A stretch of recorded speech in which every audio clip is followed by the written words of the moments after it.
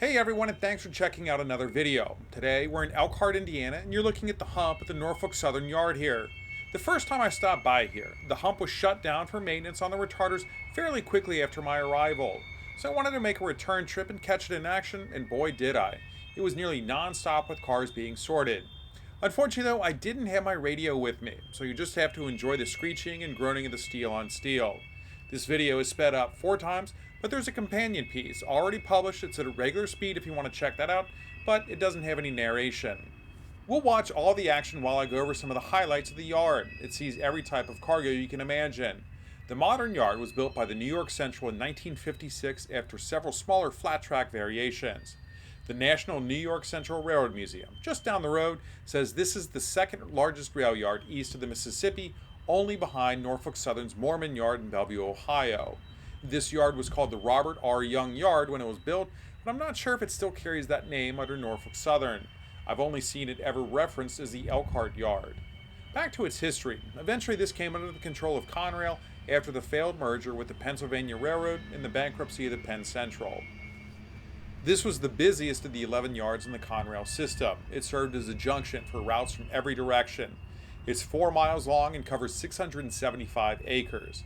It features 15 receiving tracks, 72 classification tracks, and 14 departure tracks. The most recent numbers I could find show it's averaging about 67 trains a day coming through. That's based on manually counting them as they pass the Elkhart live camera site. Here we see a train doubling out of the westbound departure yard. We'll explore this area a little later on. The yard is capable of sorting up to 3,200 cars a day. And through the advanced technology in the yard, 150 car trains and longer can be classified in less than an hour. The receiving yard is behind the hump. That's where all the trains being sorted here start their journey. From there, the crew will send the cars over the hump to start a new journey as a new train to a new destination. You can see just how massive this yard is. It features an inverted V or fishtail design that allows simultaneous operations on both sides of the classification yard.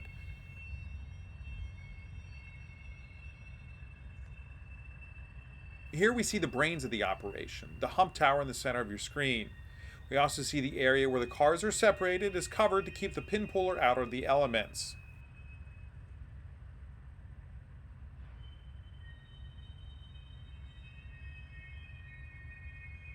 The diesel facilities are behind the hump. Several locomotives are there, including an Operation Lifesaver unit, Canadian National, and a red caboose. I'm not sure what engine work they're capable of, but I think it's only light repair.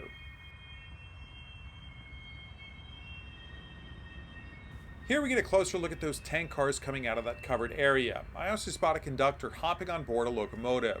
Unfortunately, because of the Elkhart Airport and its airspace, this is as far east as I can go.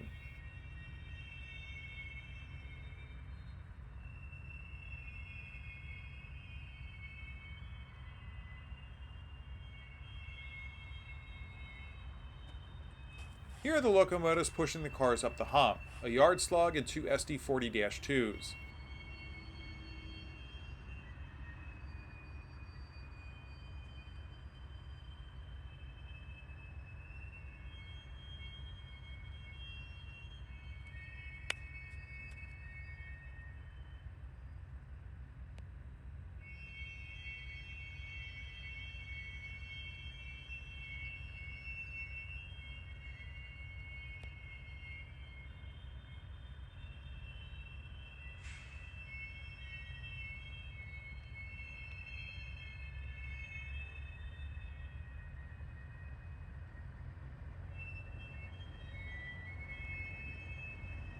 As they crest the hill, we see the final car released, and then the pin puller heads inside for a break.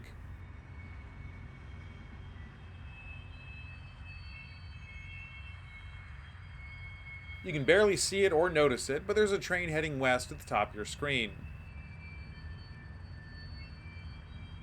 Here's a view looking northwest at the yard. There's that train at the top of your screen and some of the locomotives.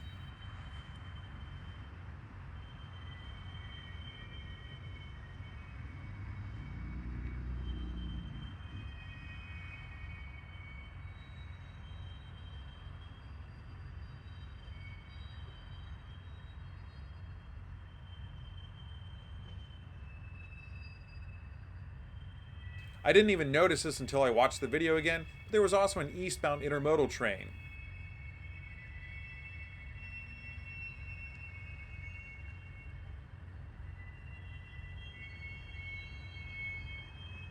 This flyby gives you a good idea of just how big this yard truly is.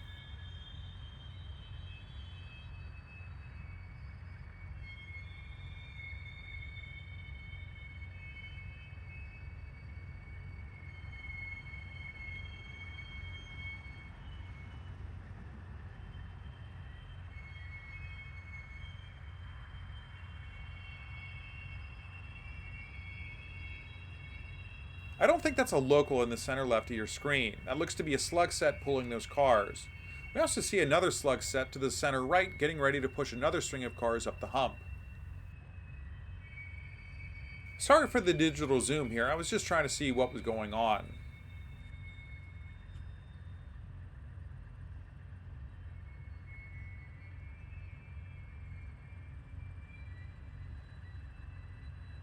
It looks like the conductor is releasing the handbrake.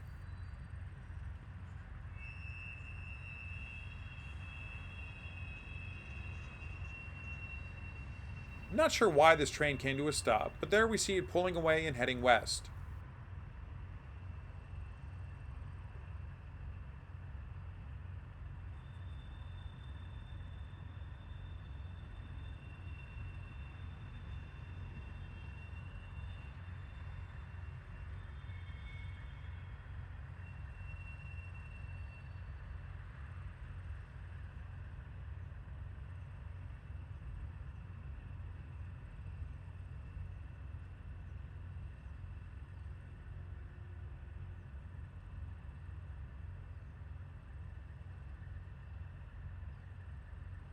After a battery change, we're back in the air and more cars are on their way to the hump. This is that short string that I think is being rehumped to get them into the correct track.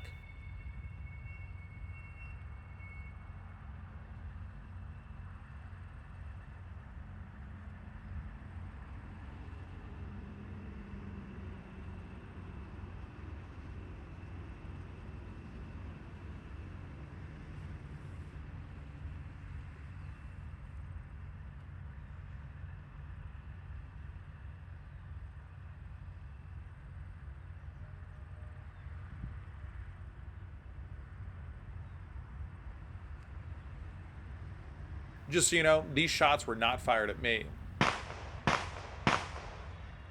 You can just barely spot the pin puller in the shadows on the left side of the cars.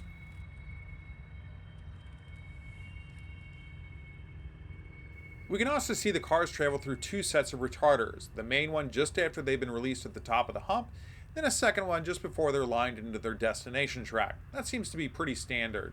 The CSX Queensgate yard in Cincinnati is the only yard that I've seen so far that has individual retarders on each classification track on top of the other two retarders.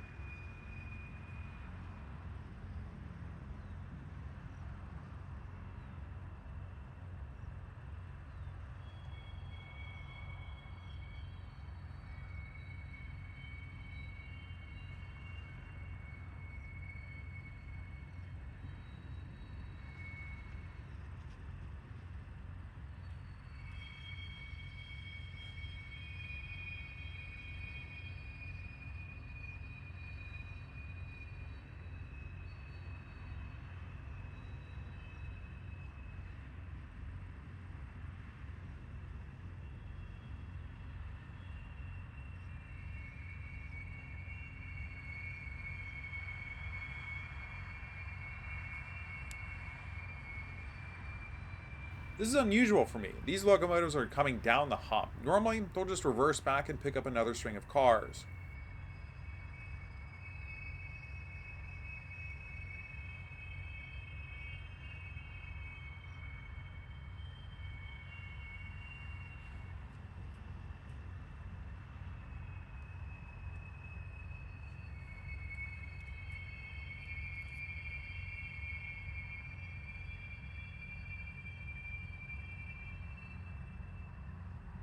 Looks like they're pulling out that cut of cars and will take it over the hump again. I wonder if there was an issue with the cars or something.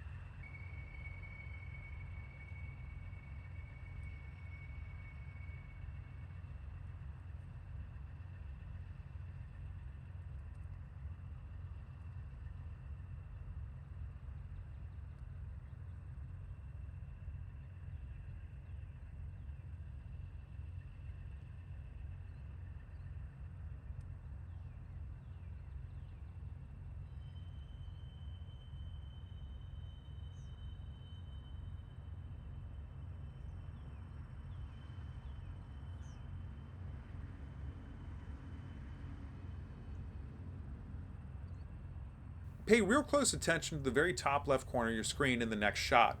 You can only catch a glimpse of them on the hump, but these cars are going to be resorted. Meanwhile, there's another crew pulling out cuts for a new train. That's the westbound departure yard to the right of the classification yard. Now we can see those cars going over the hump again.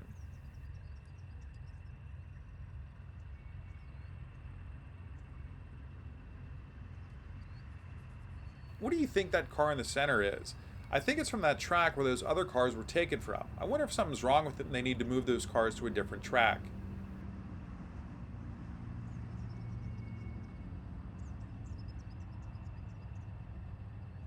We can also see the crew leaves behind several cars as well. Wonder why.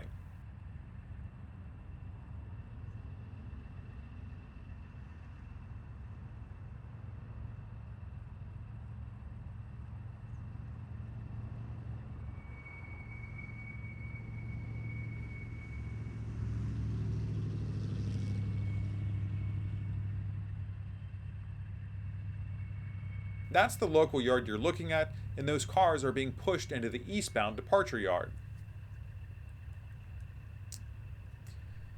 Here we spot a westbound coal train. My guess is it's heading to one of the steel facilities on Lake Michigan. I'll have some videos on those facilities coming out at some point.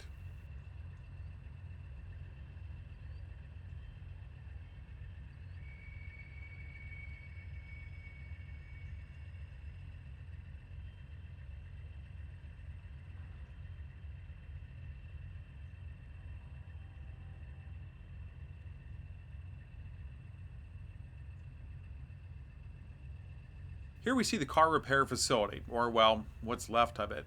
There used to be an 8-track car repair yard there, and each of the track handled a specialized type of freight car. Now I'm not the smartest person, but my guess is they sort everything headed east into the classification tracks on the left and everything westbound on the right.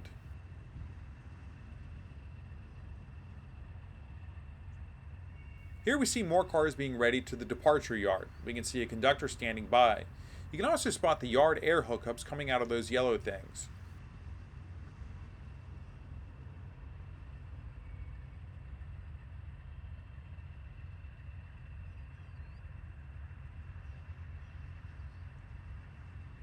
It looks like he's wearing the remote pack to control the locomotives, so this may just be a one-person crew.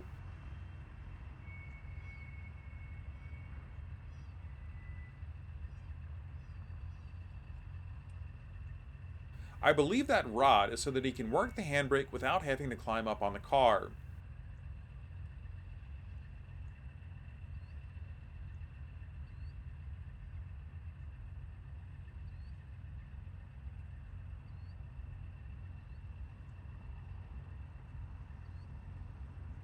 Now he's going to shove the rest of the cars into the track. I assume he's going to hook up the yard air, and a crew will be taking this to Chicago.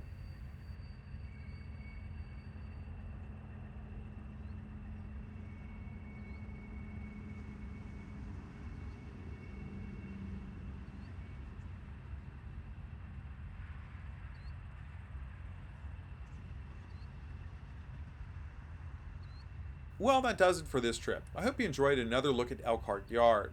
This place is pretty incredible. I have a couple random engine shots still to come, and I've included a link to a guide from the Conrail days outlining how the yard works and efficiently handles so many cars.